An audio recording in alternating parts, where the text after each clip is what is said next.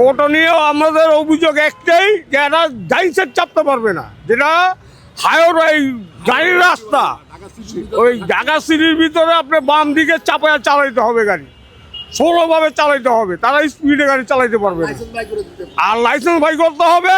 আর এদের দুর্নীতির কারণে আমাদের দুর্ঘটনা ঘটতেছে বেশি, এদের দুর্নীতির কারণে। এরা শৃঙ্খলা জানে না, আইন জানে না, বাইন জানে না, গাড়ি চালাইবার কোনো ভাও জানে না, যেমনি পারে এমনি চালায় হলা। একটা গাড়ি যে ডাইন দিকে থাকবে ওই গাড়ির বডির সাথে চাপায় রাখবে, না গাড়িটা ডাইনে কাটতে পারে না গাড়িটা বামে কাটতে পারে। আবার গাড়ির সামনে দিয়ে ভর্তুরা ঢুকাই দিবে, হাত করবে, টান দিবে, গাড়ি লেগে গেলে ড্রাইভারের দোষ, কাগজপত্র লোন, ড্রাইভারের মাইক দোষ। কী কারণে আমরা পরিদর্শন করবো?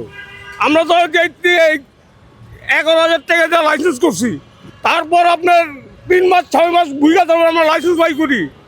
আমরা হেল্পারের লইয়া এই ড্রাইভারি করি, গাড়ি ধোয়া পোছা সব কমপ্লিট করে ইন্টারভিউ দেওয়া আমাদের গাড়ি ধোয়া তোলে লাইসেন্স কমপ্লিট করা। আমরা ঢাকা সিটিতে গাড়ি চালাইতেছি 45 বছর ধরে। পাঞ্জাবের জগতে একটি বিশ্বস্ত নাম শাবাব এথনিক ওয়্যার। এদের গাড়ি চালাইতে হবে নিয়ন্ত্রণের ভিতরে, যে ডাইন দিকে কোনো গাড়ি যে চাপে না, এই ইঞ্জিনতা গাড়ি যে ডাইন দিকে চলবে তারা বাম দিকে সুন্দরভাবে চালাইতে হবে। তারা সিটির বাইরে চলুক, তাদের নিয়মবদ্ধভাবে তারা চালাইতে হবে। বাম দিকটা চাপে সুন্দর করে, যেমন একটা প্রাইভেট গাড়ি, একটা পিক আপ, একটা ট্রাক, একটা বাস, হ্যাঁ, তাদের জন্য যেন না কোনো সমস্যা হয়। দেখেন ঢাকা সিটির ভিতরে সবই অটো, গাড়ি কয়টা আছে দেখেন। আমরা কিভাবে কি করব? আমাদের ইনকাম আগের থেকে বদরসন বহুত কমে গেছে গা। একদিন টিপ হলে 3 দিন বসে থাকি, 3 দিন টিপ হলে 1 সপ্তাহ বসে থাকি।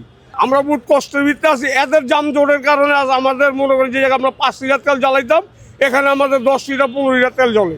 এটা নিরসন করতে হবে আপনার। বাম দিকে চাপায়া তাদের অটো গাড়িটি সুন্দরভাবে চালাইবে। আর যেটি নাকি ইঞ্জিনত গাড়ি আছে, যদি ডাইন দিকে যেমন তারা টাইনা চলে যেতে পারে।